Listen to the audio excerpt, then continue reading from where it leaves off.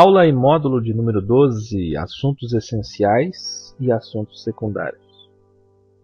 Esta aula é de suma importância, mas ela é muito importante para crescimento e maturidade cristã. É o apogeu, o ápice da vida de um broto. Nós somos os brotos, o renovo, um seguidor do caminho, um discípulo do renovo, um membro do corpo do Messias. Como você queira, um discípulo, um seguidor, um prosélito do Messias. Também no primeiro século, os membros desse corpo eram chamados de os santos. De forma resumida, vamos abordar quais assuntos à luz das Escrituras são realmente essenciais e quais outros assuntos são de menor relevância, sendo secundários, terciários, quaternários, enfim. O projeto EQ passou por 3 fases. A primeira de embates e debates, denúncias. E isso atraiu muita gente, como numa multiplicação de pães e peixes.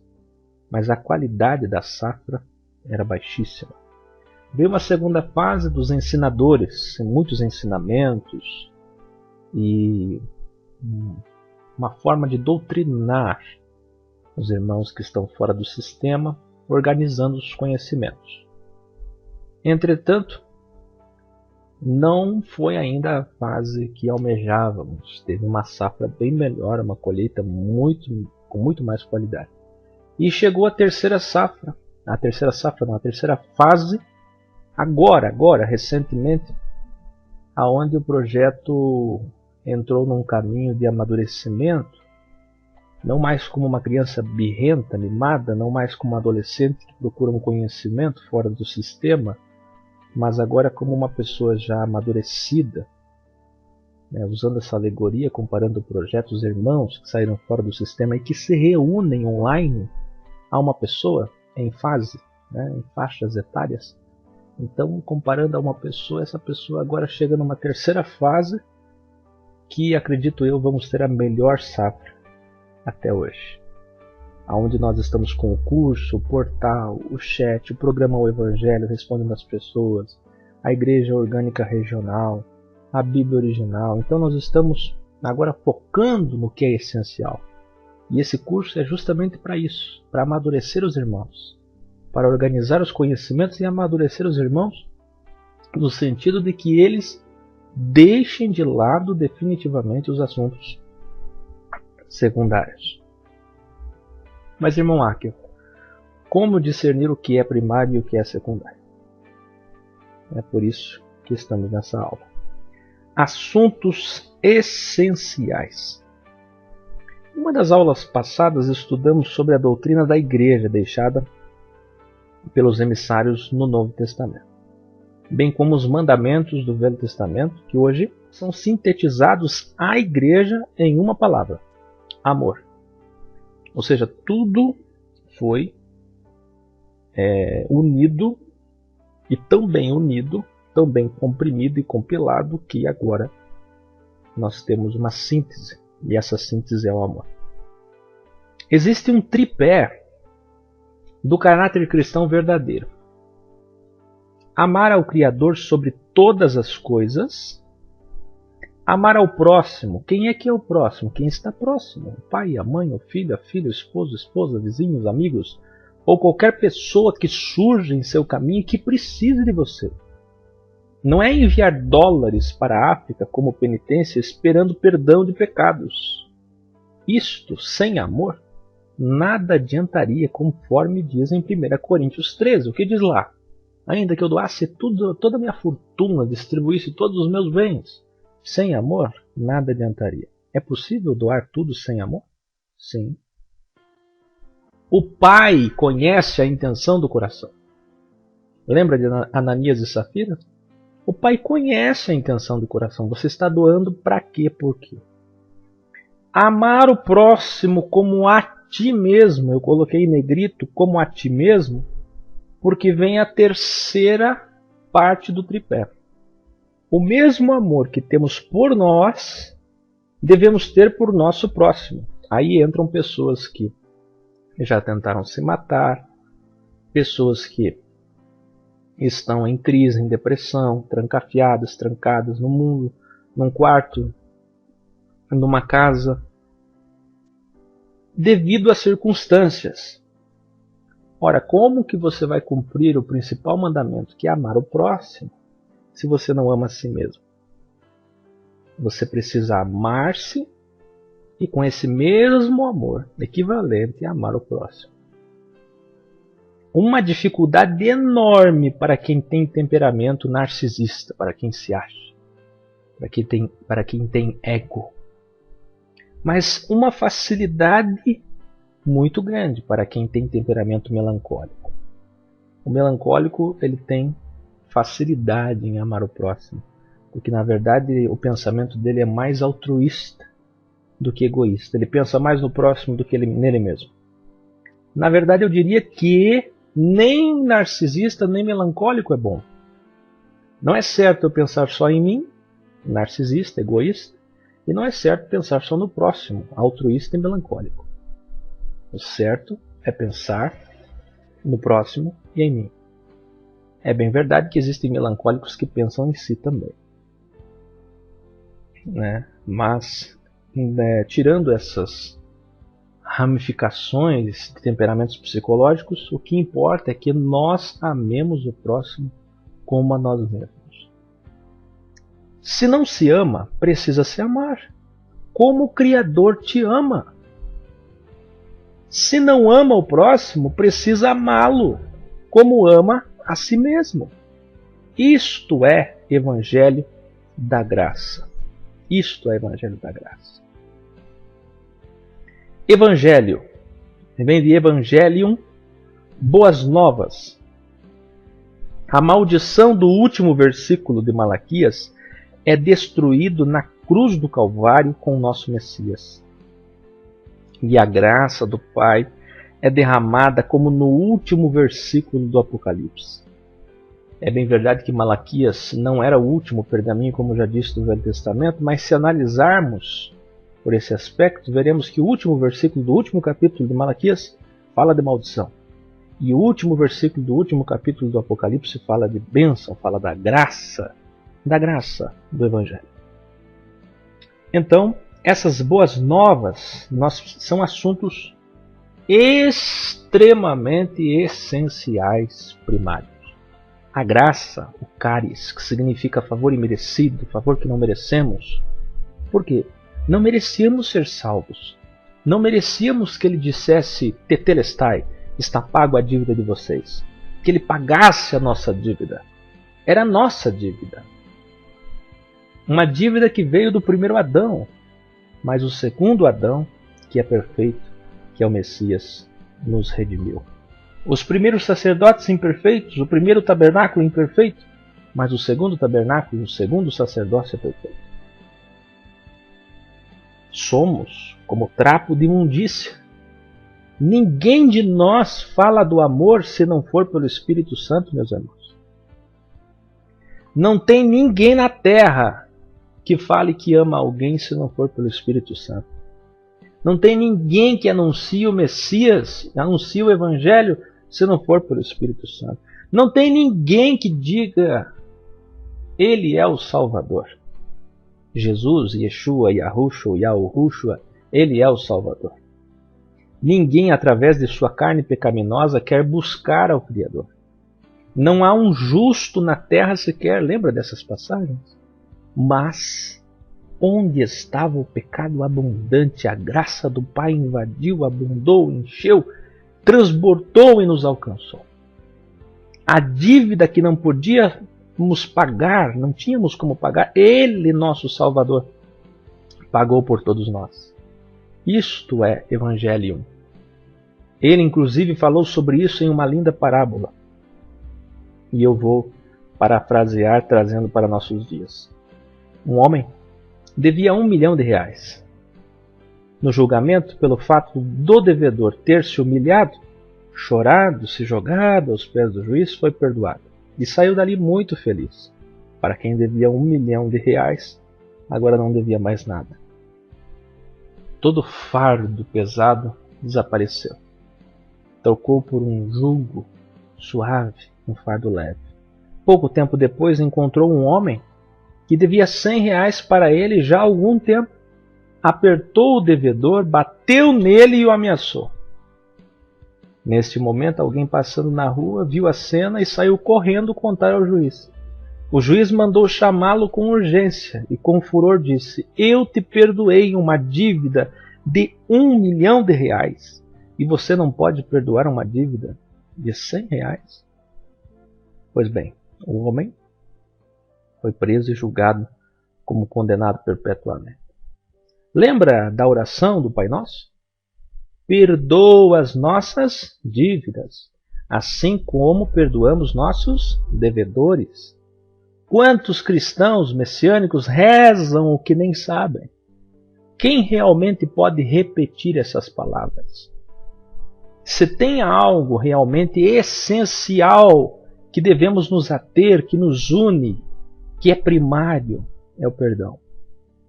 Em um filme chamado Fenômeno Lázaro, tirando as heresias do mesmo, que são absurdas, eu aconselho vocês a assistirem esse filme, e não só ele, como outros, que falam de EQM.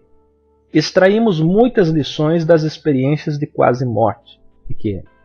Se alguém está no leito de um hospital, em uma UTI, a primeira coisa que devemos pensar é: ele está em paz com todos?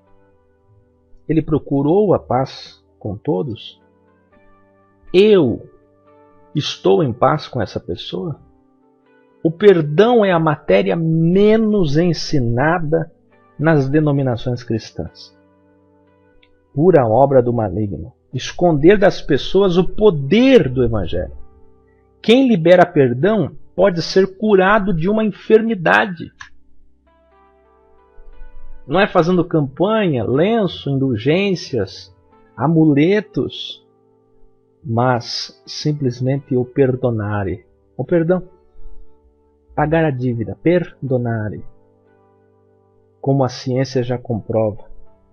As doenças psicossomáticas, que são aquelas somatórias e acúmulos de problemas, medos, frustrações, podem ser curadas não com água, óleo ou campanhas, mas com o evangelho salvífico e transformador do perdão. Quantos religiosos não se falam, não sentam juntos, não se visitam? Nós vemos nas denominações, tio, tia, cunhado, cunhada, primo, prima, mãe, pai, não se falam. Dentro das congregações, entre aspas, dentro das denominações, não se falam. Famílias separadas, destruídas, filhos abandonados, casais divorciados, irmãos brigados, tudo pelo maldito sistema religioso que não ensina o perdão.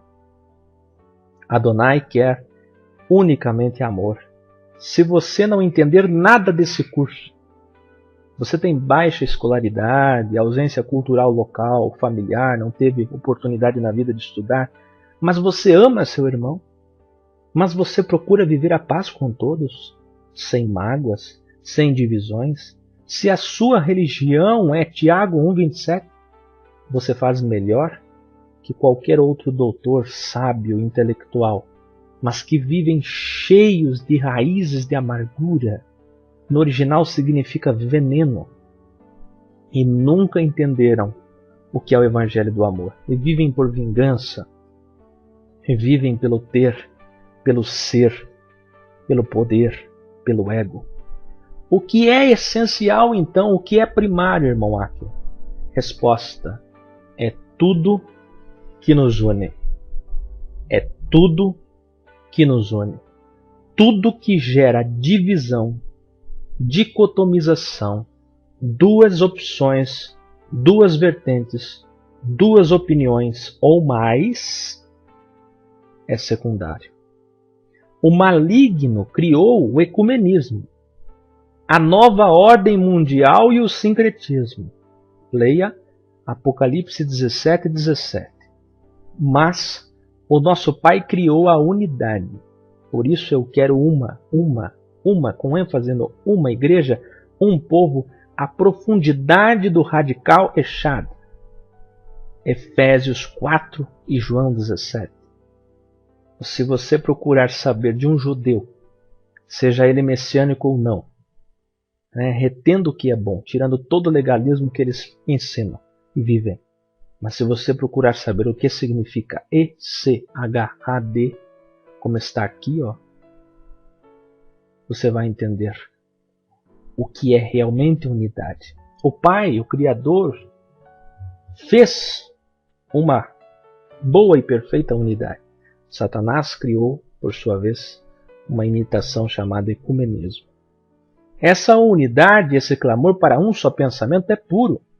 A palavra unidade está correlacionada à palavra perfeição, nos dois contextos citados acima, Efésios 4 e João 17, que já estudamos. Veja bem, tanto em Efésios 4 como em João 17, aparece a palavra unidade juntamente com a palavra perfeição, dando a entender que aquele cristão, aquele discípulo que chegou no andar do amor, no andar da unidade, ele está chegando na perfeição. Ele está chegando no final da vida cristã, nesse gráfico, nesse cronograma da vida messiânica. Ou seja, começamos no leite, como neófitos, e fomos evoluindo até chegarmos no alimento sólido, até crescermos e amadurecermos e entendermos de fato o que é o amor. Quem vive a unidade chegou no último degrau da experiência cristã, ou messiânica, como alguns gostam, por conta da palavra Christos. Quem gosta de embates, discussões, divisões, ainda é carnal. 1 Coríntios, capítulos 1, 2 e 3, trata exatamente de uma igreja que se reunia em Corinto, mas que era carnal. Um é de Paulo, o outro é de Apolo, o outro é de Pedro, o outro dizia ser de Cristo. Essas divisões mostram que eles não entendiam do amor. Por isso que nessa mesma carta, o apóstolo Paulo vai mostrar para eles o caminho mais excelente. Aí no capítulo 13 ele fala do amor. O que está na Escritura claramente, nitidamente, é essencial. Preste atenção. O que está na Escritura claramente, nitidamente, é essencial. O que não está, ou o que está de forma dúbia, não é essencial. Não seremos julgados pela Constituição Divina, com seus parágrafos, incisos e artigos. Qual é essa Constituição? As Escrituras.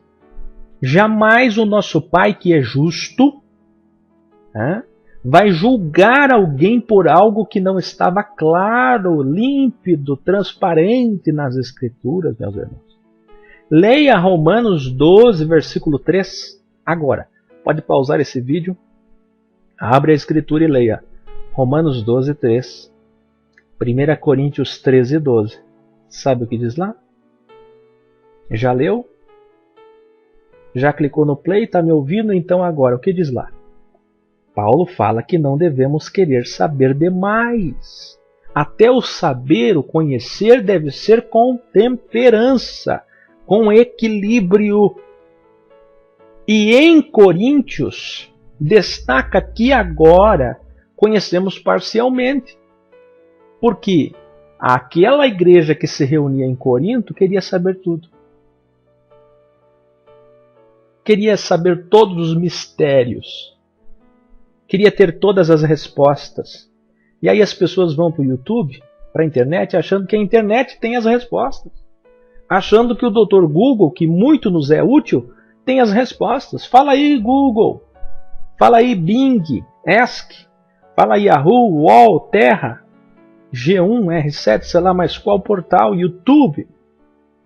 Me revele, me mostre a resposta desse mistério. Aí está lá um cidadão que fez um vídeo, uma matéria, com fonte tendenciosa, com fonte parcial, com fonte mentirosa. Porque todas as pessoas que postam alguma coisa na internet dificilmente farão isso de forma imparcial, isenta. Tudo nas Escrituras, na vida natural também, e na vida espiritual, há um paralelo. Há um paradoxo, um contraste. Veja, se por um lado não podemos deixar de beber água, por outro, se bebermos um balde de água, podemos morrer. Veja, se a navalha nas mãos do barbeiro é profícua, nas mãos de um homem violento é maligna, é sanguinária. Se a internet trouxe verdades outrora ocultadas pelo sistema religioso, trouxe também divisores, caluniadores. Trouxe oportunistas que nunca foram reconhecidos por uma igreja local.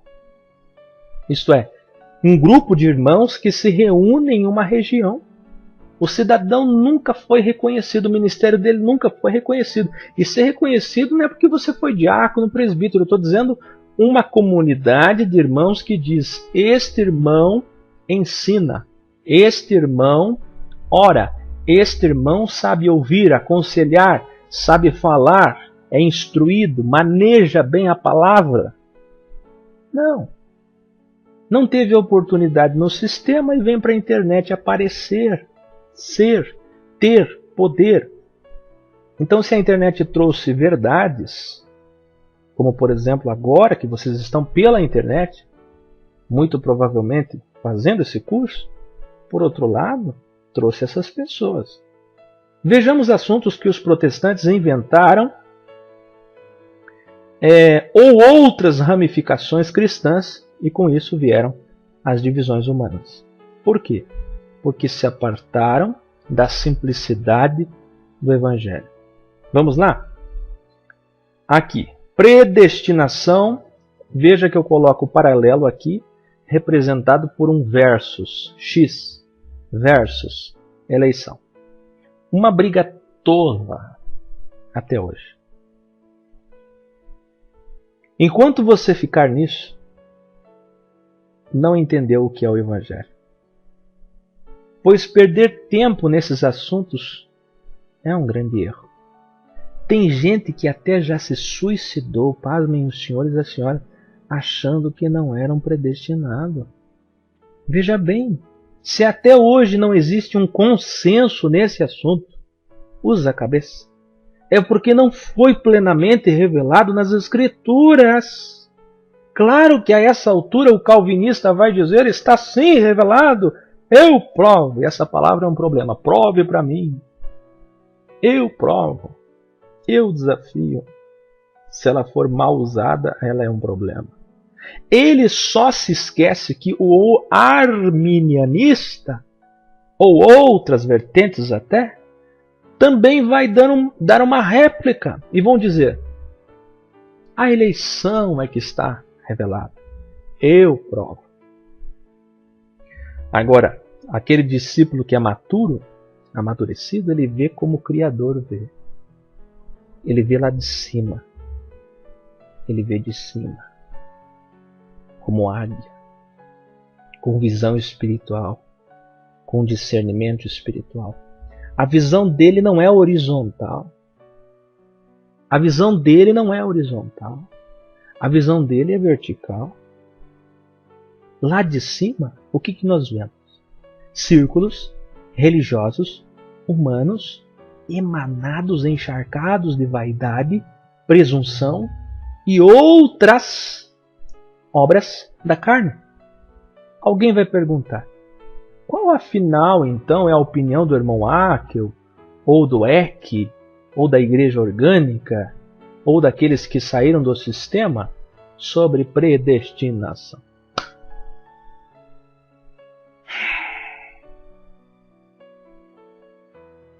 Se você continua com essa pergunta é porque você ainda não entendeu. Você vai passar um bom pedaço da tua vida cristã ainda apanhando até entender. Eu não vou falar, não aqui, eu tenho sim um posicionamento, mas que não é 100%.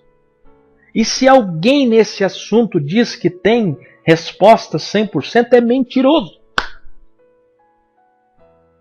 Porque aquilo que é límpido, todos falam iguais. Tem um só pensamento, um só parecer, um só resultado. Se existem várias vertentes, é porque não é límpido. Será difícil entender isso? São assuntos secundários, meus irmãos. O que é essencial? Aquilo que tem substância e consubstância. Está na Escritura clarissimamente para todos verem. Está claro, límpido.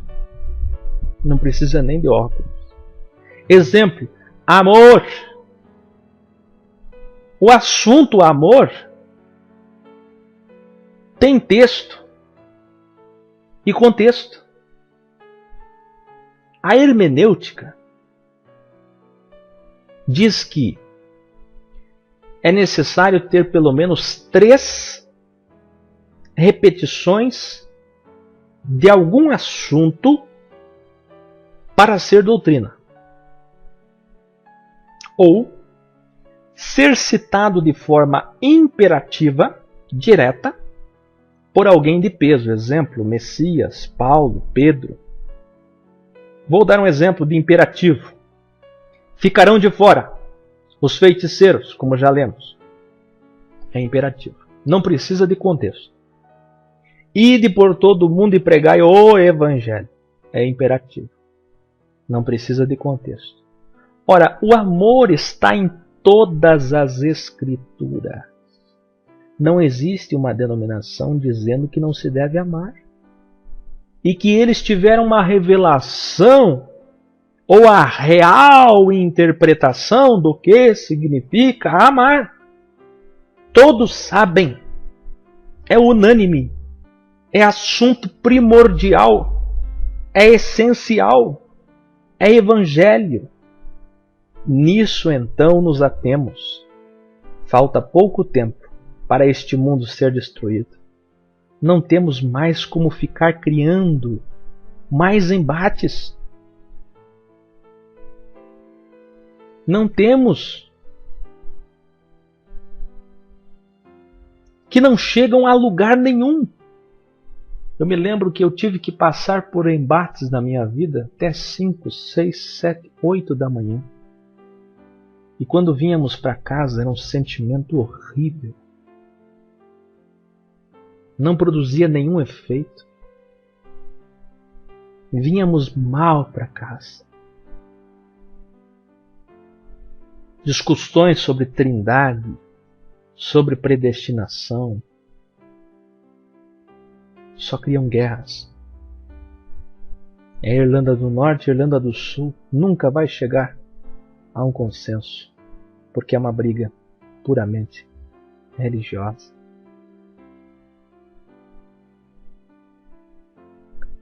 Então, todos sabem, é unânime, é essencial, é evangelho. O que é evangelho? Aquilo que todos dizem, isso tem que fazer. Ajudar os pobres? Isso. Louvar ao Criador? Isso. Orar por nossos irmãos? Isso. Viver a santidade? Isso. Ter caráter? Isso. Então nisso, nos atemos. Nos atemos. É isso que interessa. Foco. Foco. ênfase, alvo. Foco. Alguém pode sim, claro, debater em algum momento. Em algum momento. Pode haver um debate, mas não um embate. Mas faça isso longe dos novos convertidos. E para isso deve haver um ambiente espiritual que promova a edificação e não êxtase, brigas e divisões. Ou seja, debate não é para qualquer um. É para duas pessoas extremamente amadurecidas e esclarecidas. E isso não é sempre. Se no seu cronograma semanal, segunda você está num debate, na terça você está num embate, na quarta você está num debate, você não entendeu nada do que é Evangelho. É preferível deixar isso de lado. Como espinhos de rosa, como espinhas de peixe. Deixe de lado. Fique com a carne do peixe. Ou seja, aquilo que de fato alimenta a alma e nos faz ser melhores. Fique com a fragrância, a essência, a beleza da rosa. O conhecimento de coisas secundárias só nos deixa arrogantes.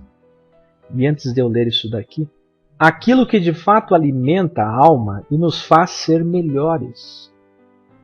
Então eu pergunto, o que é essencial? É aquilo que faz eu ser melhor.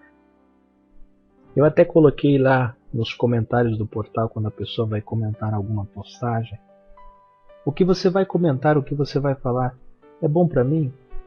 É bom para você? É bom para todos? No livro que eu escrevi há tempos atrás, eu coloquei a ilustração das peneiras. Peneira da bondade, da misericórdia. Passa nas peneiras. É bom. É de misericórdia. É de edificação. O que vamos debater aqui, o que vamos falar, o que vamos abordar na reunião orgânica na minha casa, na sua casa, na pizzaria, na rua, na praça, no Hangout, no Facebook, em qualquer lugar.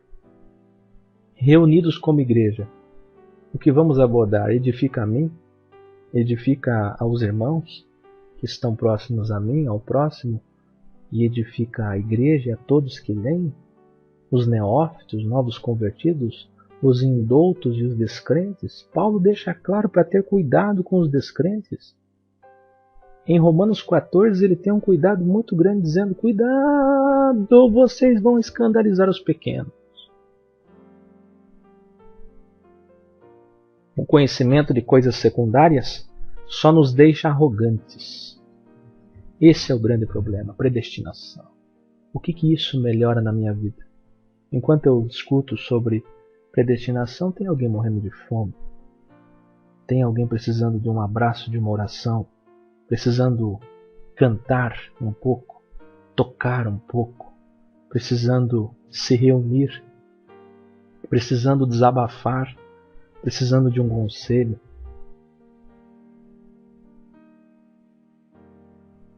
Para querermos ser melhor que alguém. O objetivo das coisas secundárias, terciárias, quaternárias é esse. É querer ser melhor que outrem. Em um pensamento inconsciente infantil, inconsciente muitas vezes e consciente outras vezes, mas na maioria das vezes vamos dizer que é inconsciente. As pessoas não pensam isso propositalmente, as pessoas pensam assim, flashes, lapsos que vêm aqui e dizem: eu sei, você não sabe. O cidadão vai lá no dicionário, na Wikipédia, na enciclopédia, no vídeo do fulano de tal, no material fulano de tal, e sai levando aquilo como se fosse verdade, só para mostrar para os outros que sabe mais, que tem uma revelação maior, que descobriu algo maior, que fala de um assunto que ninguém fala. Isso tudo é vaidade, isso tudo é secundário. Nós temos que parar com isso. E esse curso foi feito no intuito de melhorar isso. Quisera eu que esse curso arranque isso de você, amadureça você. Mas eu sei que as coisas não são assim. Mas é um passo. É um passo para melhor. Se você resolver parar o curso por aqui e deixar de ver nossos materiais, eu parei por aqui, cheguei até essa aula, o que o Haeckel está falando isso da predestinação, ou quem é da eleição vai dizer, está falando isso da eleição, parei por aqui. Então te digo, é sinal que você não está apto, é sinal que você não está pronto, ainda está preso na letra dos homens. Oro sempre e luto com amor para que um dia possam entender e voltar. Um dia. Muita gente vai voltar. Quem sabe em breve vamos nos abraçar e vamos agradecer por isso. Quem sabe em breve nos abraçar e agradecer pela semente do Evangelho ter sido brotada em seu coração. Quer ver um outro tema secundário? Para o sistema religioso, isso daqui não é secundário. Trinitários, dualistas, unicistas, monoteístas, unitaristas. Para o sistema religioso, dizer que esse assunto é secundário é no mínimo um escândalo. Quando na verdade esse tema não é 100% cristalino nas Escrituras. Como que eu posso provar isso? Simples. Simples. Se esse assunto, entre outros secundários, fossem claros, como já disse, não existiriam todas essas classes com diferentes compreensões acerca do mesmo assunto. Foi em uma igreja dividida, Paulo, de Apolo, de Cristo, de Pedro, foi nesse contexto que o apóstolo Paulo disse: tenham o mesmo parecer. Como é possível ter um mesmo parecer? Suportando uns aos outros em amor. Como é possível ter o mesmo parecer? Deixando os assuntos secundários de lado e se atendo àquilo que nos une. Particularmente, eu tenho uma posição sobre o assunto. Você deve ter. Mas é minha opinião após longos anos de estudos. E como não é um assunto 100% claro, volto a repetir, a minha opinião é minha opinião, que já mudou várias vezes, que aperfeiçoa a cada ano, porque é um assunto revelado parcialmente. 1 Coríntios 13:12, em parte conhecemos. Eu vou ter que repetir, em parte conhecemos. Onde é que vocês vão entender isso? Pessoalmente, você, caro aluno, aluna, deve ter uma posição sobre a trindade, unidade, dependendo até da raiz que você veio, da ramificação, se você veio dos trinitários, dualistas, unicistas. Ou quem sabe alguém deve estar dizendo, eu não sei. Não tenho forma convicta sobre esse assunto, prefiro não dar a última palavra. Quem falou isso, falou muito bem. Isso é ser moderado e inteligente. É sinal que você é prudente e já passou por alguns embates desnecessários, né, irmão e irmã? Você chegou nesse ponto de maturidade porque você já passou por muita encrenca, que nada edificaram, e você viu com os próprios olhos que esse assunto é secundário. As pessoas religiosas afirmam insistentemente que temos de ter um credo, um conjunto de normas e dogmas. Não. Nós não sabemos de tudo. 1 Coríntios, cito de novo, 13:12. Em parte, conhecemos. Romanos 12:3. Conhecemos com temperança. Quem quer saber de tudo? Ou saber mais que os outros? Porque geralmente é isso. Saber mais que os outros. É carnal. E não entendeu o Evangelho. Porque o Evangelho foi feito para ser o menor. para servir os outros, não para ser. Ele foi feito para servir e não para ser visto. Pense comigo o seguinte, em poucos segundos, tic-tac, tic-tac, o nosso Messias poderia, em 3 anos e meio de ministério aproximadamente, ter revelado todas essas coisas. Em 3 anos e meio que ele desenvolveu o seu ministério aproximadamente, ele poderia em apenas 5, 10, 15, 20, 30 segundos dizer: a predestinação é assim, a trindade é assim, a unicidade é assim, assim. Ele poderia em 1 minuto explicar o que é a trindade, como é, de que forma se manifesta e ponto final. Mas não. Quando Filipe indagou: mostra-nos o Pai, ele respondeu: há tanto tempo estou convosco e vocês dizem: mostra-nos o Pai? O unicista vai dizer que ele é o próprio Pai, Pai da eternidade. Ele não vai entender que Pai da eternidade é no sentido de aquele que gerou a vida eterna, aquele que trouxe vida eterna para nós, como diz João 3,16. O trinitário ou dualista vai dizer, conforme Hebreus 1, versículos 2 e 3, ele é a representação da pessoa do Pai. Isto é, ele tem procuração total para representar o Pai. Porque o Pai é maior que ele, porque o Pai é Espírito, nunca ninguém viu o Pai, fulgura muita glória do Pai, de forma que para chegarmos até o Pai, temos um mediador. Então nós vemos o Pai através do Messias. Os unitaristas e unicistas vão pegar os trinitários em uma frase errada. É muito comum os trinitários dizerem: ninguém vai ao Pai. Quando na verdade está escrito: ninguém vem. Ó, viu como Jesus é o Pai e Yeshua é o Pai? Mas para quem é mais aprofundado no tema de Elohim, Irim é um sufixo que significa plural de Elo, Eloi. Vai apenas refutar usando Hebreus 1 ou Apocalipse 1:1. Tá curioso? Dá um pause no vídeo e vai ler lá. Enfim, sempre vai dar confusão e nunca se chega a uma definição.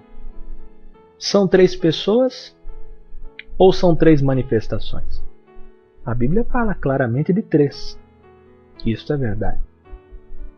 Entretanto, são 3 pessoas ou 3 manifestações?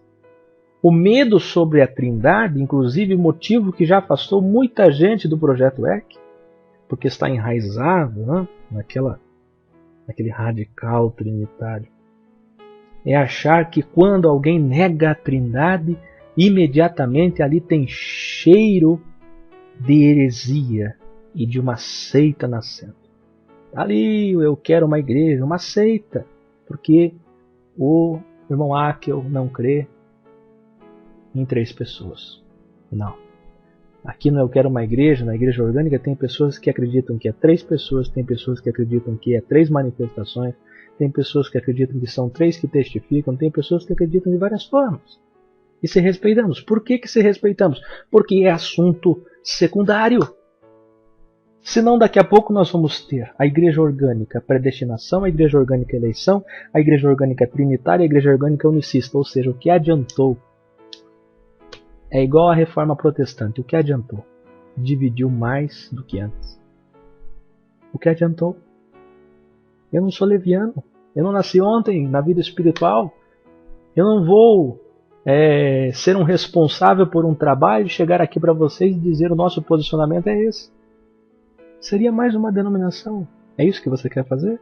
Então você sai do Eu Quero Uma Igreja, se é que você entrou, você sai da igreja orgânica, se é que você participa, sai, abre um projeto para você, abre um grupo na tua casa e diz assim: aqui é a igreja orgânica da eleição, da predestinação, da trindade, da unicidade. Sabe o que vai acontecer com você? Vai continuar no mesmo engano. Nem sempre isso é falta de conhecimento, viu? O quê? o fato das pessoas julgarem. Olha só, já no começo do curso, estudamos sobre a paganização na história e falamos muitas vezes sobre Constantino, lembra? Ele é o pai do dogma da Trindade. Antes de falarmos mais sobre Constantino, note o seguinte. Nós defendemos o Evangelho, assunto primário, primordial, essencial. E como defendemos o Evangelho, nós refutamos heresias. Como? Aqui sim. Não, porque tem que dizer que a Trindade são 3 pessoas. Isso não é bíblico. Isso veio de Constantino. O que realmente é bíblico, que tem substância e consubstância, texto e contexto? 1. O Messias não é filho de Adonai. O Messias foi só um profeta. O Espírito é uma energia ou uma força. Deus é apenas a natureza. O sangue do Messias não perdoa e não purifica pecados. O Messias não veio, ou como dizem os gnósticos, diziam, ele não veio em carne, isto é, em corpo. Esses foram duramente refutados nas epístolas de João.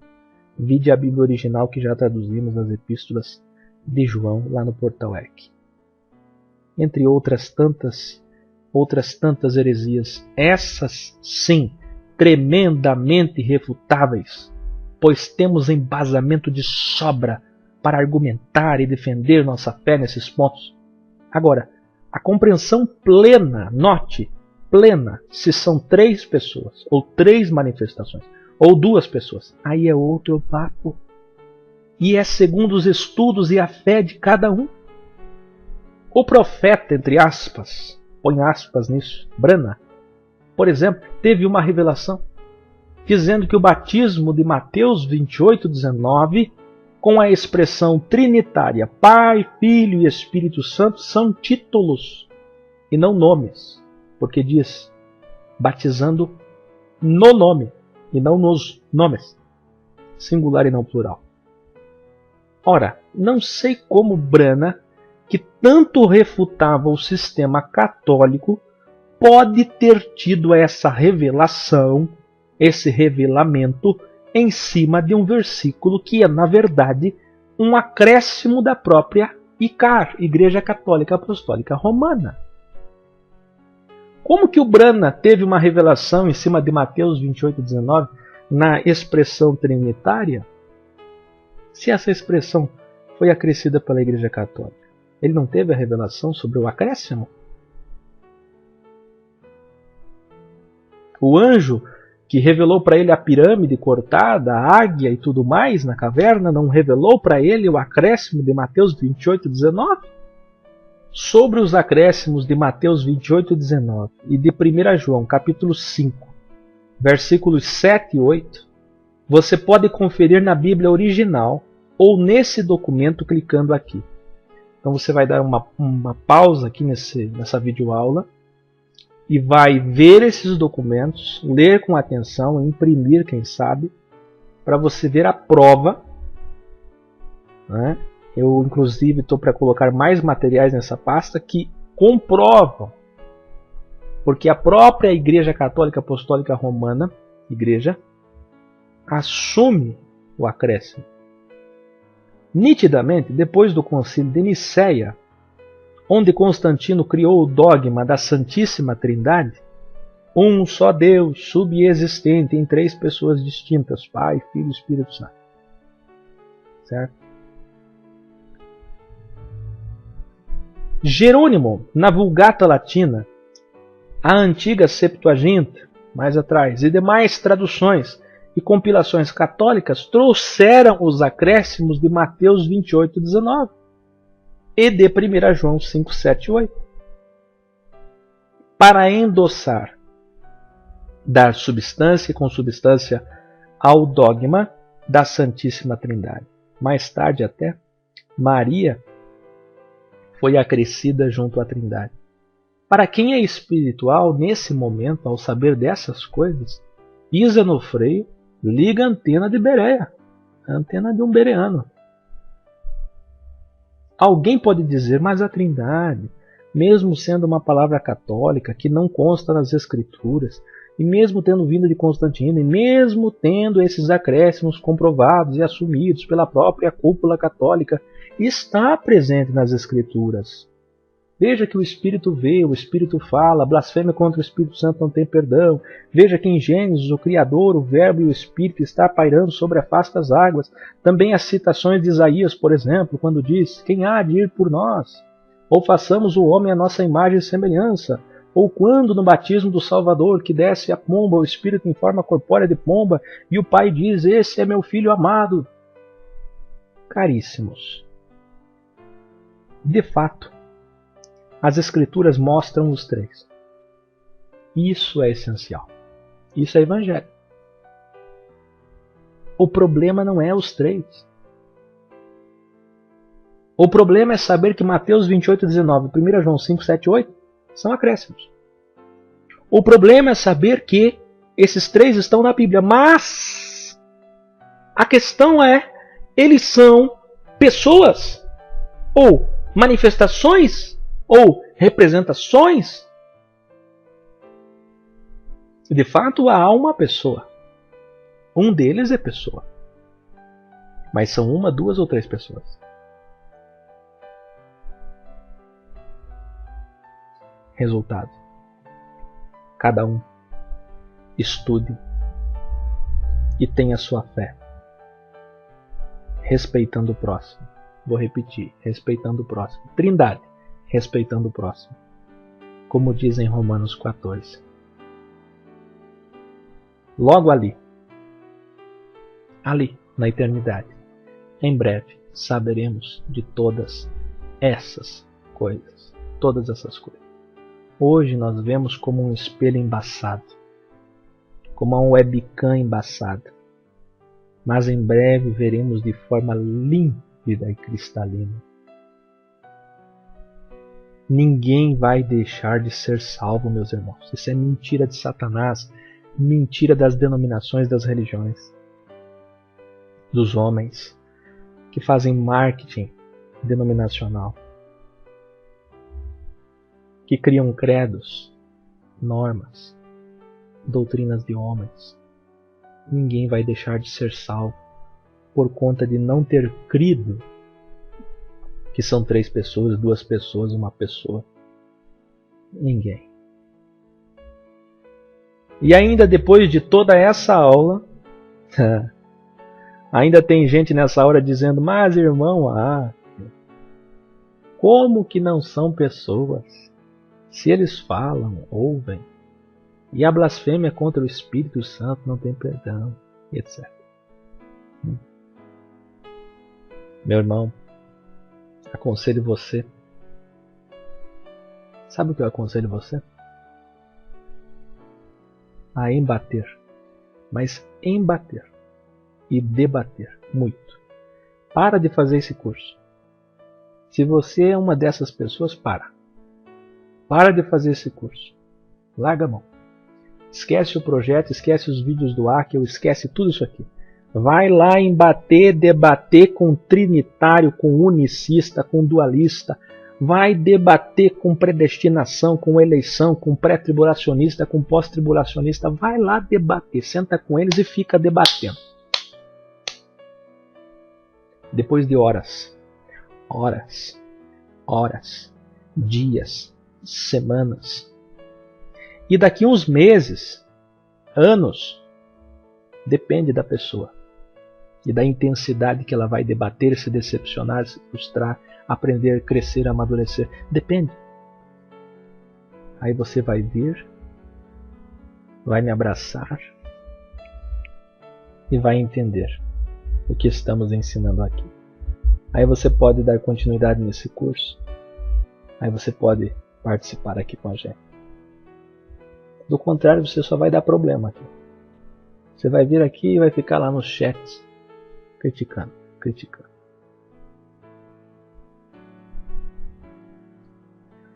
Pré-tribulacionistas versus pós-tribulacionistas. Outro problema. Assunto secundário e quase terciário. Por quê? É tão triste em todos esses assuntos, sempre vem uma expressão religiosa. Sabe qual? Olha aí. Ai daqueles que não sabem se salvação se perde ou não se perde. Ai daqueles que não sabem da Trindade, poderão ser condenados. Ai daqueles que não sabem a volta do Messias, poderão ficar. Cuidado! É um jogo de Satã. Esse Ek, esse Áquio, esses irmãos estão querendo tirar você de princípios bíblicos. E por aí vai. Eles saíram do sistema e continuam com as mesmas ameaças, os mesmos joguinhos, né, para desviar as pessoas do foco do Evangelho. Em breve, nós estaremos nos livrinhos de teologia, já falei isso várias vezes, e escola dominical ou sabática, como uma nova e perigosa seita que surgiu no século XXI. A Igreja Orgânica, o Caminho da Graça, o Eu Quero Uma Igreja, o EQ. Me avisem se souberem disso antes, porque eu quero urgentemente saber. Os assembleianos dizem que a CCB está perdida e a CCB devolve, etc. E você sabe a cadeia de julgamentos denominacionais como ela é. Ah, está perdido, está perdido, está perdido, está perdido. Aqui está certo, ali está errado. No projeto, bem como na Igreja Orgânica, no modelo orgânico ou qualquer outro modelo que seja simples, que seja do Evangelho e não denominacional, mas denominacional, nós temos pré-tribulacionista, meso-tribulacionista e pós-tribulacionistas. Lá no YouTube nós temos vídeos que já embatemos, debatemos, falamos, conversamos, ensinamentos excelentes sobre isso. Agora, recentemente, o irmão Joanã deu um ensinamento muito bom sobre isso. Está lá no YouTube. Mas não é para esse curso. Está na hora da gente virar a página. Tenham em mente que o que importa é o essencial. O Messias vem. Ele vem. Não importa se é antes, se é no meio, se é depois da grande tribulação, se é uma ou duas vindas. Ele virá. Virá para mim. Virá para você. Se você realmente faz parte da noiva do Cordeiro. Debater sobre isso? Ou o número da marca da besta, que é 666, ou nos originais 616, vida e Bíblia original, é perder tempo. Gente passando fome, gente sofrendo, precisando de uma palavra da parte do soberano, precisando de um conselho, de um abraço, de oração, precisando derramar lágrimas copiosas na presença do Pai. Precisando sentir o Pai em seu coração para aliviar as dores da alma. E irmãos meninos na fé discutindo temas polêmicos. Tenham santa paciência. A graça do Evangelho nos basta. A suficiência do Evangelho deve ser plena em nossas vidas. Não precisamos ter coceira com fábulas, genealogias ou qualquer outros assuntos polêmicos. Discussões. Não, para mim a graça basta, o Evangelho basta. Para mim a suficiência do Evangelho é plena. Eu não preciso de mais nada, eu só preciso do Evangelho. Eu só preciso do Evangelho. Eu já passei por tudo isso, vocês estão aí passando ainda por isso, eu já passei por isso. Vamos a mais um tema? Os legalistas versus anarquistas e fanáticos versus formalistas ou formais. Meus irmãos, o que mais temos hoje são crentes destemperados. Uns têm só amor e não têm fé. Outros têm só fé e não têm amor. Outros têm só lei e não têm graça. E outros só têm graça e não têm lei. Lei aqui é no sentido de ordem e reverência, e não na lei mosaica. Também, né? Também pode ser da lei mosaica. Porque, como já lemos em Romanos 13, é o amor. O amor. Sobre essas coisas, olha só. Uns gritam demais. Outros são silenciosos demais. Os pentecostais, por exemplo, não obedecem 1 Coríntios 14. E, por sua vez, os tradicionais nem entendem 1 Coríntios 14 na prática, pelo menos boa parte deles. Sobre a questão do legalismo, nós já abordamos em aulas anteriores. E, na sequência, teremos uma aula sobre as reuniões orgânicas. E nesta, abordaremos novamente essa questão de costume, doutrina e legalismo. Então fique tranquilo. Aqui nós só estamos mostrando o contraste, para mostrar o que é assunto secundário e o que é assunto primário. A ótica do amor, meus irmãos, da comunhão, a ideia de que vamos partilhar de um mesmo céu, de um só Deus por toda a eternidade, deixa claro que questões como: eu não vou lá porque eu sou isso ou aquilo, só a minha denominação está certa. Ora, a grande maioria se diz certa. Então, caro leitor, caro ouvinte, você deve convir comigo que alguém está certo e alguém está errado. As que dizem que só elas salvam, ou têm a revelação ou a interpretação certa, já erram em julgar as demais, os demais grupos. E erram mais ainda por acharem que denominações são igrejas.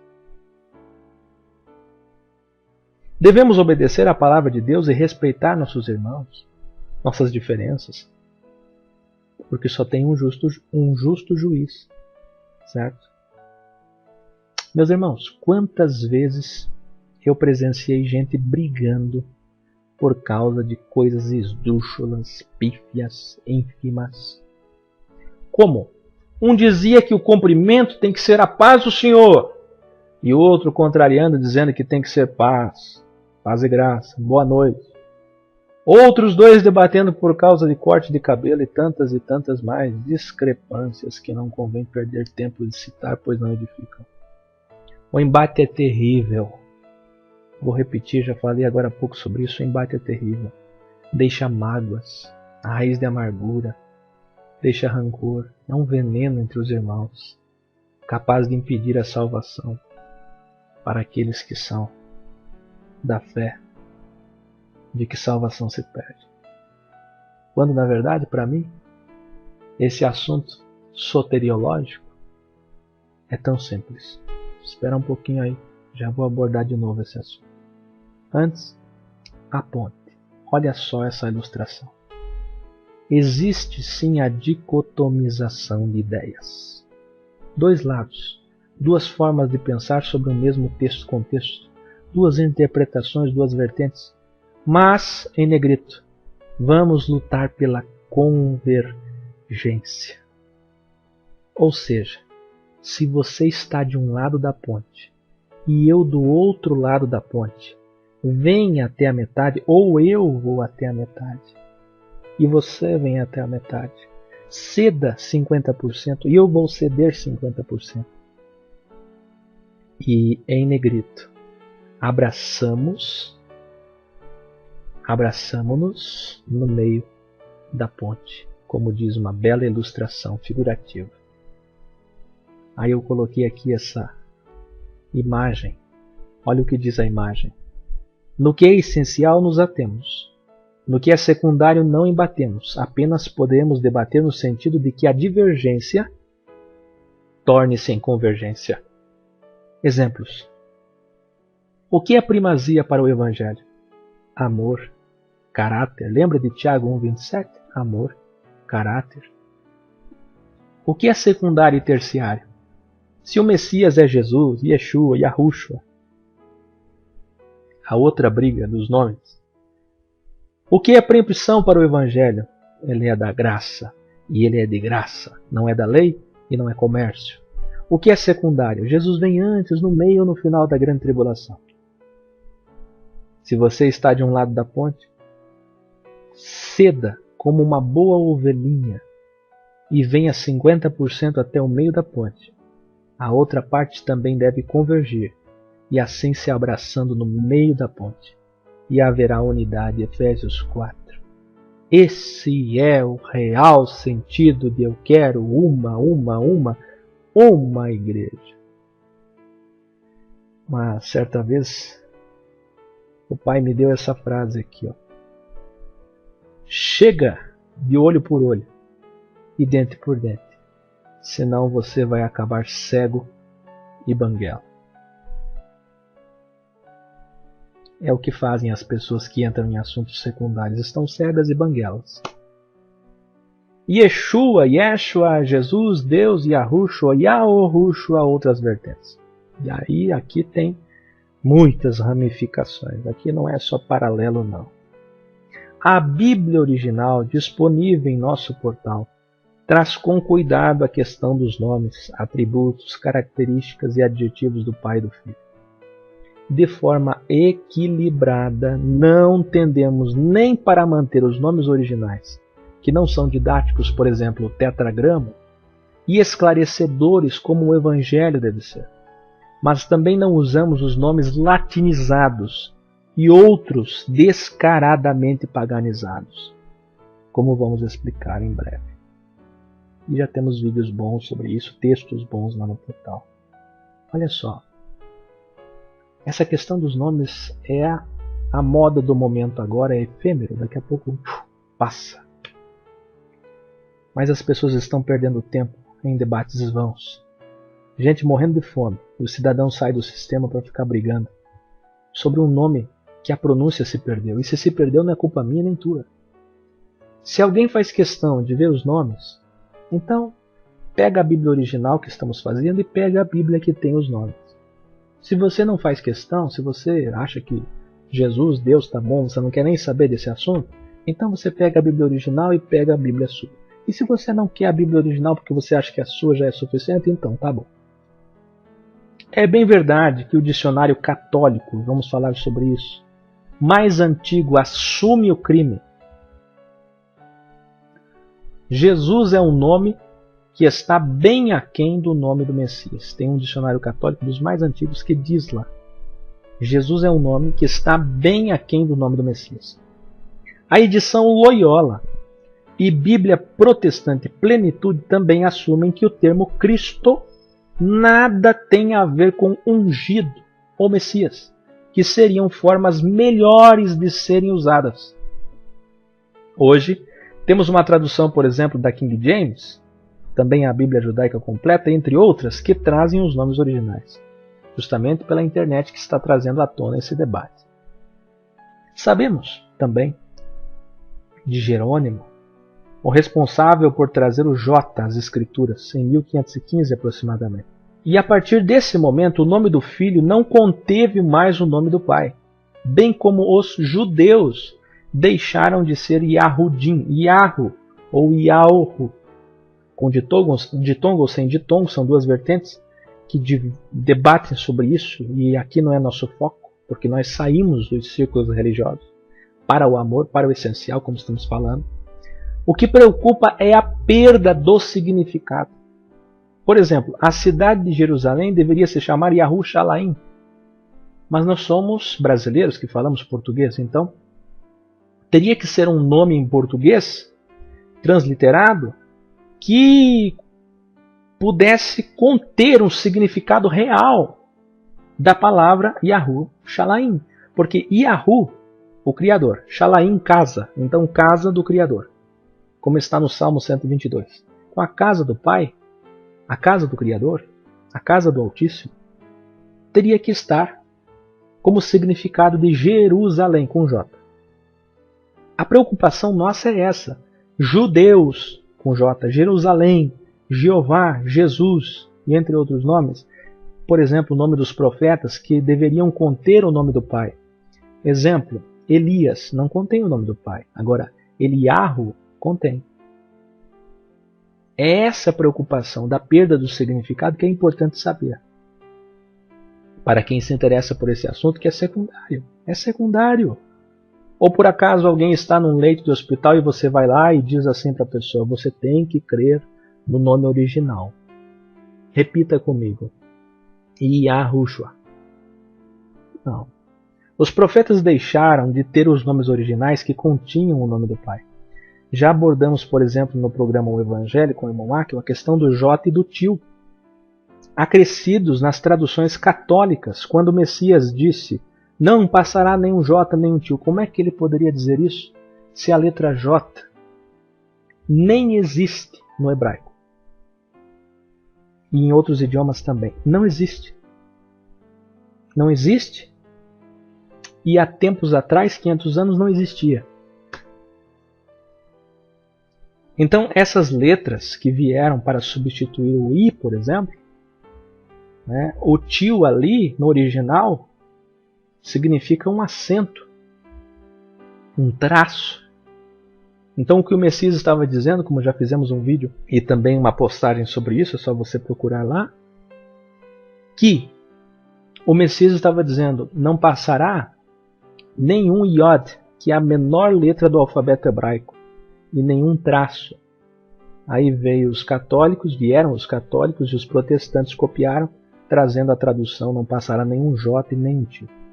São essas pequenas coisas que parecem não ser tão graves, mas que mostram a possibilidade daquilo que está escrito no Apocalipse. Vão acrescer, vão retirar palavras. São essas pequenas coisas, então, que provam que houve sim adulterações. Entretanto, até aqui estávamos falando, teve gente que já estava preocupado comigo, né? Calma aí, vamos para o outro lado da história. Entretanto, não somos levianos nem crianças.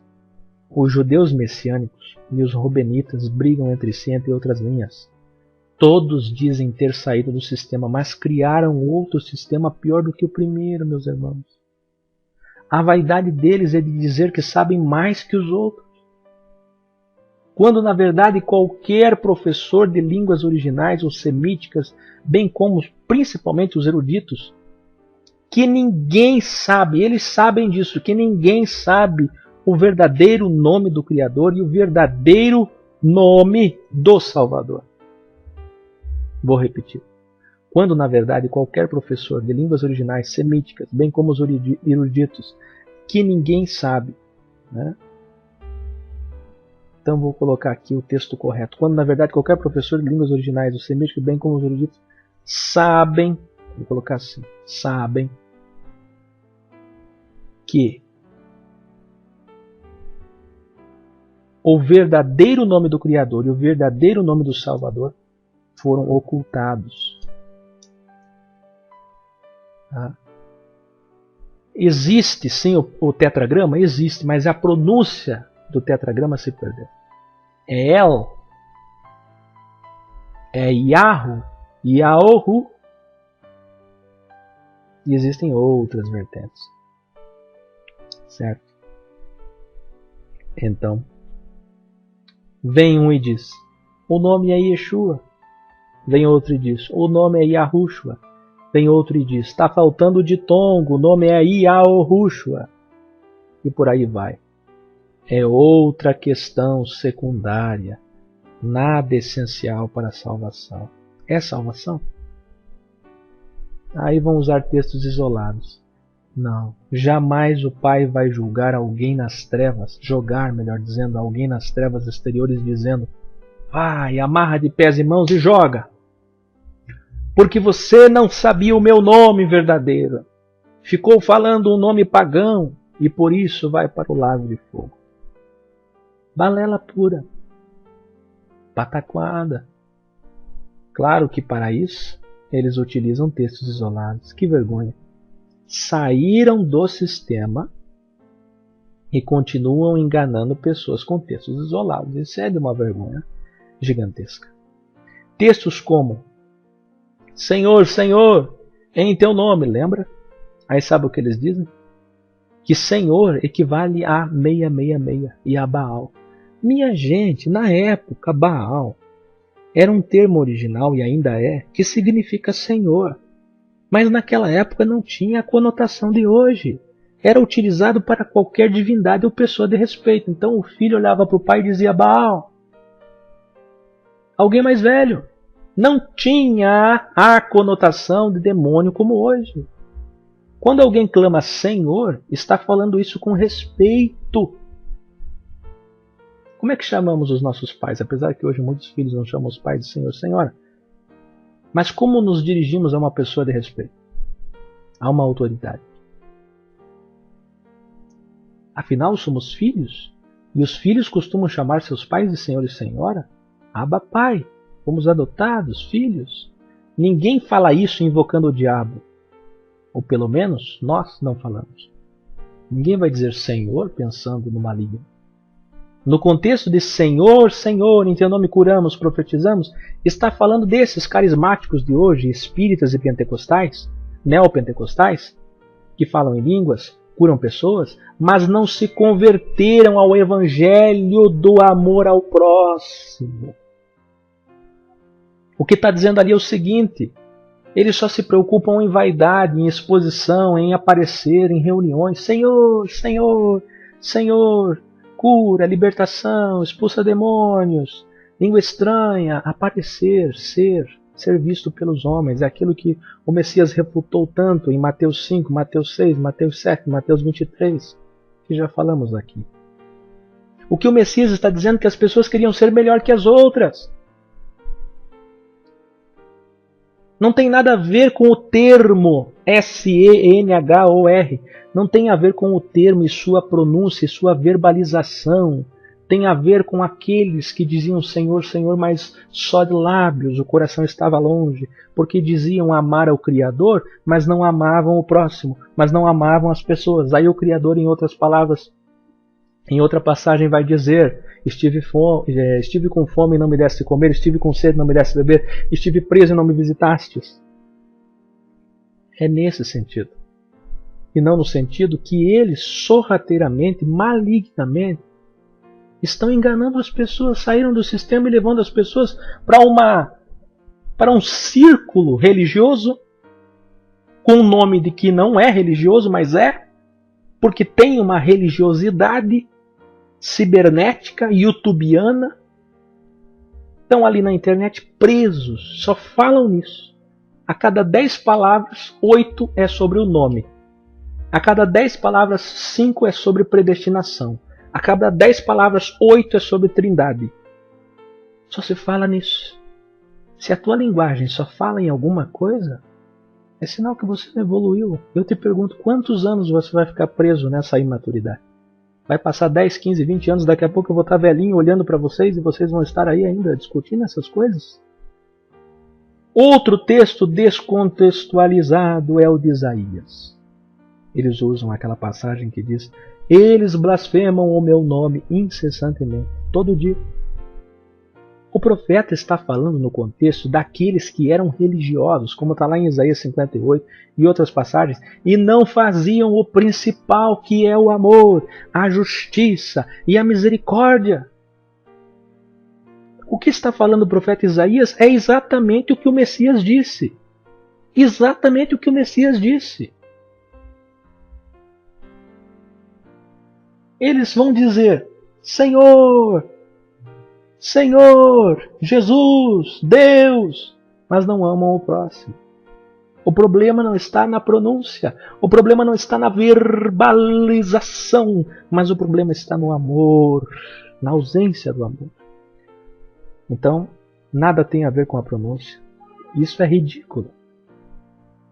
São milhares de adjetivos e atributos ao nosso Pai. Use-os. Fizemos assim na tradução da Bíblia original, visando o meio termo, o equilíbrio. Já no Velho Testamento nós vamos usar um atributo ou tetragrama e entre parênteses as várias pronúncias, porque esse é um assunto secundário. Não podemos negar que houveram acréscimos e modificações. Assim como desenharam a imagem de um Jesus Askenaz. Askenaz é o bisneto de Noé, que deu origem aos germânicos, né? Com cabelos lisos, aquele Jesus com olhos azuis, verdes, seja lá qual for, bem diferente do judeu sefardim, que é com pele escura, cabelos crespos e olhos nada recessivos, isto é, nem azul nem verde.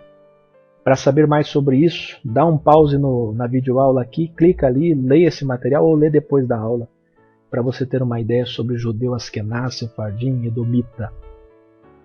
Se eles pintaram a imagem de um Jesus, para vender o cristianismo, por que não fariam isso com o seu nome? De fato fizeram. Se alguém não entendeu sobre isso, até pelo fato de optarmos não nos aprofundarmos nesse tema aqui, a diferença entre eu que escrevo e faço essa videoaula com carinho a vocês é simplesmente porque vocês não estudaram esse assunto. Com todo respeito. Quem estudou a fundo está concordando comigo agora. Que o que separa a gente, o abismo, né, é que de repente eu estou vendo coisas porque já passei e você não está vendo. É como se fosse um pai que diz para o filho: filho, não case com essa moça. Ou moça, não case com esse rapaz. É um conselho. E aí o filho e a filha, mesmo assim, querem casar. Aí casam e sofrem. É porque alguém já passou por aquilo.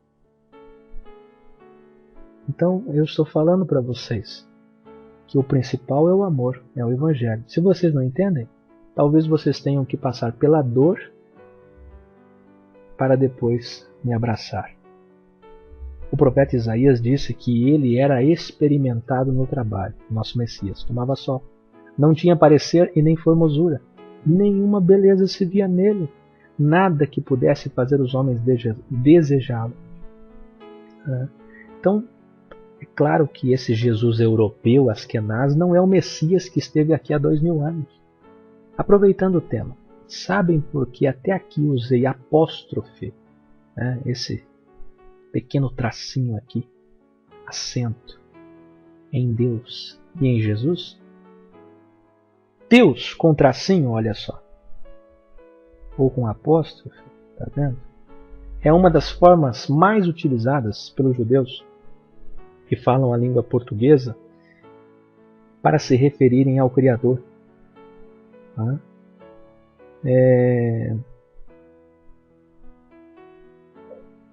Deixa eu ver aqui. É uma das formas utilizadas pelos judeus que falam português para se referirem ao Criador, sem citar, está faltando sem aqui, sem citar seu nome completo, em respeito ao terceiro mandamento recebido por Moisés, pelo qual Deus teria ordenado que seu nome não fosse falado em vão. Aí alguém vai dizer: mas irmão, então você está na letra, está imitando os judeus? Não. Romanos 13 diz que quem ama, cumpriu a lei. Mas esse amor inclui primeiramente amar ao Criador sobre todas as coisas. E amá-lo é respeitá-lo. Amar é reverenciar, é ter temor. Segundo a Wikipédia, o judaísmo então cumpriu o mandamento não escrevendo o nome de Deus em nada que se consuma.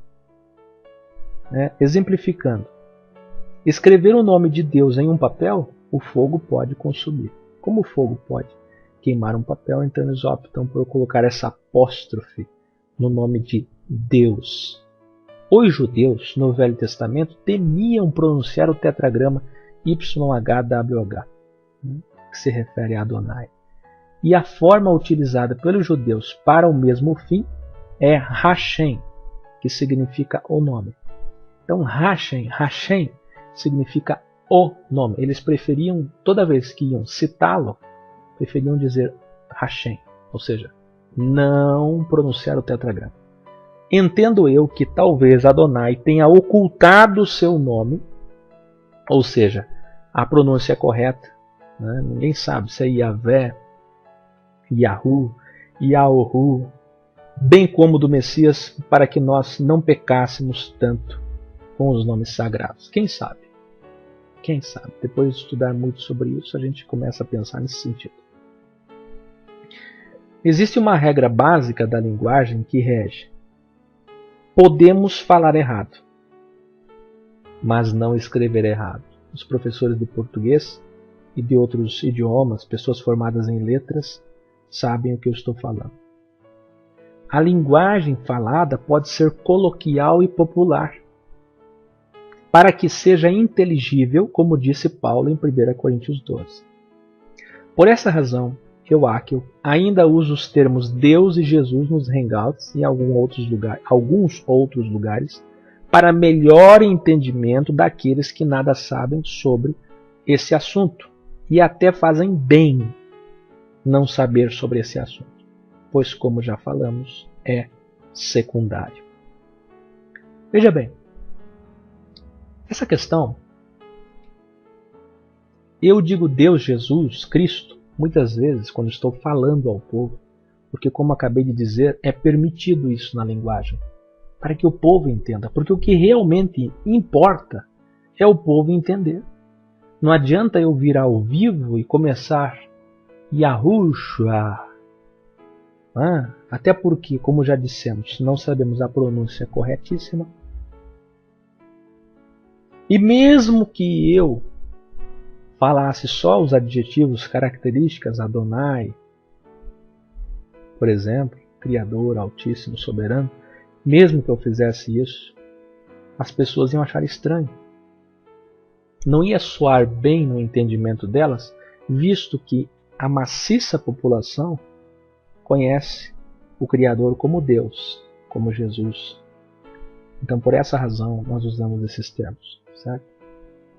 Quando estamos falando, agora quando estamos estudando, quando estamos ensinando, quando estamos falando a pessoas já amadurecidas nesse assunto, já evoluídas nessa temática, então nós podemos abordar de outra forma.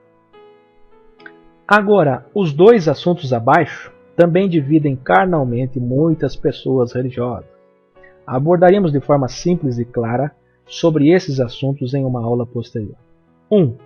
Batismo em águas correntes, por imersão ou por aspersão, ou aqueles figuralogistas. Quem são os figuralogistas? Aqueles que acham que o fato do batismo ser espiritual no Novo Testamento inviabiliza o ato batismal físico, versus outras vertentes. Então eles acham que o batismo é espiritual na sua morte, usam lá um texto isolado e equivocado no seu contexto de Romanos. Ceia, consubstanciação versus transubstanciação versus figuralogistas. Aqueles que acham que o fato da ceia ser espiritual no Novo Testamento também inviabiliza o ato da ceia física. Então partir o pão é espiritualmente, é falar da palavra, é falar das Escrituras, é falar do Messias, e não cear de fato com pão físico. E outras vertentes. Enfim, outras milhares de divisões criadas por homens. Uns por maldade e puro marketing denominacional. Isto é, para ter um diferencial, como faz o Davi Miranda, só aqui batiza em águas correntes. É um diferencial, é uma jogada de marketing em sua denominação e assim atrair adeptos e simpatizantes da mesma ideia. Outros, por ignorância e falta de conhecimento. Pessoas boas, mas alienadas. Lá em Atos tem um versículo que diz assim, que as mulheres religiosas faziam parte do sistema religioso e honestas, que foram manipuladas pelos líderes religiosos da época, das sinagogas, a expulsar Paulo da cidade. Não só Paulo, como quem estava com ele. São honestas, pessoas honestas. Mas qual é o problema? É a honestidade? Obviamente não. É a religião. Se elas fossem só honestas, mas elas são religiosas. E você já sabe até aqui, depois de tantas aulas, o que isso significa. Bom, nós poderíamos abordar tantos outros temas que fazem paralelos, de vertentes. Conclusão dos assuntos essenciais e secundários. Depois de muitos anos de estudo e debates com várias vertentes e ramificações religiosas e religiosas fora de religiões, cheguei a uma conclusão que vou expressar em desenho abaixo. Vocês estão vendo uma flechinha preta para baixo, uma flechinha branca para cima? Poderia ser qualquer outra cor. Eu coloquei uma bolinha vermelha aqui, uma bolinha preta aqui e duas bolinhas aqui. Parece um relógio, E é mais ou menos essa a ideia. O círculo grande representa o ciclo da vida espiritual. Então, aqui está o ciclo da vida espiritual. A primeira bolinha vermelha, essa aqui, ou mais clara essa, no topo do círculo grande, representa o nascimento da vida espiritual. Ou o início de estudos de algum tema da vida espiritual. Vamos chamá-los de ponto de partida. Então o cidadão está aqui, na predestinação, eleição, ou ele está aqui começando a estudar sobre a Trindade, ou sobre os nomes sagrados, ou qualquer outro assunto secundário, ou até mesmo primário. Está aqui, certo? A segunda bolinha preta aqui, na parte inferior do círculo, representa 180 graus, um verdadeiro convertere, né? Uma conversão daqui até aqui, ó, de uma pessoa que já caminhou metade da experiência. As duas bolinhas laterais estão em 25% aqui e 75% aqui, respectivamente, dos avanços em estudos e experiências espirituais. Afinal, o que esse desenho representa? Note que a bolinha vermelha vai percorrer um caminho distante, né? Parece até sábio, religioso, parece até importante, parece até que está sabendo mais do que as outras. Vai achar em algum momento que ela está na frente das outras bolinhas. Ah, eu estou na frente. Quando, na verdade, em pouco tempo ela chegará no mesmo lugar que partiu, no ponto de partida. Então ela fez tudo isso daqui, 180, 360, chegou no mesmo lugar. Ela completou um ciclo. Ela terminou, concluiu, concretizou um ciclo. Sabe o que isso significa? Isso aqui, ó. Tudo é nada. Tudo é vaidade. Eu sei que nada sei. Tudo é passageiro. É isso que essa bolinha representa. Exemplo. O cidadão era calvinista e pós-tribulacionista e só falava Jesus. Batizava por aspersão e era formal. Depois de muito tempo, ele estudou muito, mas muito, e achou que cresceu. Eu cresci. Agora ele afirma para todos que é arminianista, pré-tribulacionista, só fala em Yeshua, batiza por imersão e deixou o formalismo. Também pode ser vice-versa. O fato é que nós não entendemos a soberania de Adonai.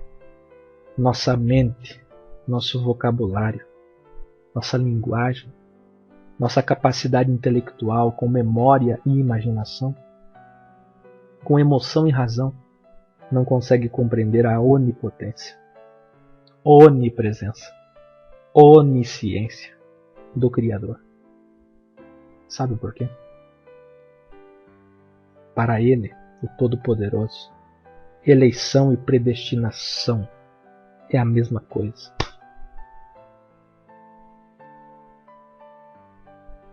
Como é que pode eleição e predestinação ser a mesma coisa? Porque ele vê lá de cima, verticalmente, tudo isso. E ele deve se lamentar muito quando vocês ficam debatendo esses assuntos pobres, medíocres, secundários, que dão briga, divisão, amargura, separação. Pela falta de entendimento do Evangelho, ele deve pensar: por que é que eu morri na cruz por esse povo? É claro que ele sabe o porquê que ele morreu, mas ele deve se sentir muito triste. Eleição diz respeito à nossa compreensão. Eu cheguei a uma conclusão. Eleição diz respeito à nossa compreensão. E predestinação diz respeito à compreensão do Criador. Porque ele é onisciente. Repito, predestinação diz respeito à compreensão do Criador porque ele é onisciente. É por isso que dá essa briguinha. Quando chegarmos lá do outro lado, vocês vão passar vergonha. Vocês vão se surpreender. Mas a criatura é vaidosa e teimosa e quer brincar de ser Deus, querendo entender mistérios, pormenores, que aqui nessa vida terráquea e nesse corpo de carne nunca entenderá. Aqui nesse curso, por exemplo, não falaremos de escatologia, doutrina do fim, não dessa vez.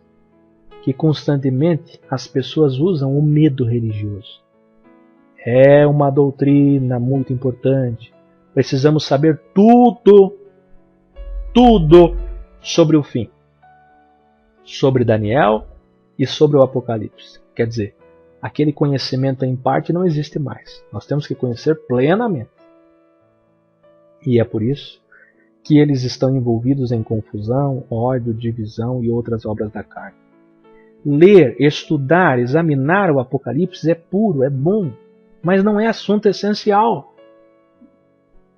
Se o Pai quisesse, ele não teria usado tantas alegorias, metáforas, simbologias, que são de múltiplas interpretações, que precisam se recorrer a Daniel, que precisa fazer um paralelo entre o que o Messias falou, Isaías falou, Ezequiel falou, Oséias falou, Daniel falou e Apocalipse. Quer um exemplo? Quer um exemplo? Quem sabe o que são os gafanhotos do Apocalipse? Me responda. São gafanhotos mesmo? Ou são outros tipos de insetos? Ou são helicópteros? Ou são demônios? Ou são homens? Ah? Olha quantas vertentes surgem em uma pequena citação do Apocalipse. Percebeu como não há uma palavra final? Vou repetir. Percebeu como não tem uma palavra final? Se você diz, eu tenho a última palavra, então você não entendeu nada. Você vai ter que sofrer muito, embater muito para chegar aqui. Com todo respeito. Amor. Isso foi de propósito. O Apocalipse não é mistério, pois a sua palavra radical significa o quê? Revelations, revelações.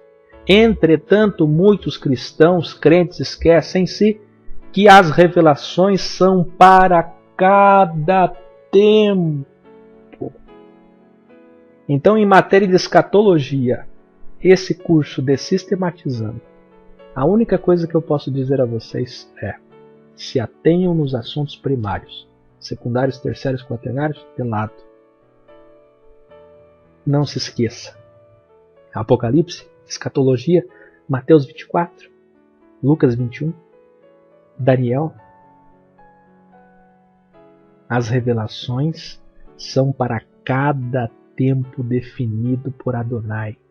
Lembra que o Messias disse em Atos capítulo 1, antes dele ser assunto aos céus: não é para vocês o conhecimento das estações, dos tempos, das fases, das etapas, dos períodos que o Pai estabeleceu. Não queiram saber os tempos. Pedro disse, um dia como 1000 anos como um dia. Não queiram saber os tempos. Não queiram saber os tempos. Quem é você? Quem sou eu? São para cada tempo definido por Adonai, isto é, olha que lindo, olha que lindo, no tempo certo, cada profecia se cumprirá e entenderemos o que queria dizer cada capítulo escatológico do Apocalipse, de Daniel ou qualquer outro livro das Escrituras que contenha presságios. Se atenha, meu irmão. Se atenha nos assuntos principais e essenciais e deixe os secundários de lado. Eu imploro, eu suplico, eu rogo. É meu desejo, de toda a minha alma, de todo o meu coração, de toda a minha mente. É minha oração por vocês agora. Deixem os assuntos secundários de lado. E não digam, que ninguém saia por aí dizendo que eu não avisei. Se alguém do Eu Quero Uma Igreja, se algum ensinador, se algum irmão responsável por Hangout, por Facebook, pelo portal, na rua, na praça, nas casas, em qualquer lugar, se alguém disser, se alguém debater, se alguém brigar em assunto secundário, diga para essa pessoa, o que o avisou. Você não fez o curso? Você não viu os vídeos que ele fala? O que eu pediu, o que eu ensinou. Que ninguém diga que eu não fiz a minha parte. Que ninguém fale por aí que eu não fiz a minha parte. Porque a minha parte eu fiz. E eu termino dizendo, se atenha nos assuntos principais e essenciais e deixe os secundários de lado, para a glória de nosso Criador e de nosso Salvador. Espero vocês na aula e módulo de número 13. Já que falamos tanto em assunto essencial, vamos para o assunto excelente, o assunto principal, o amor.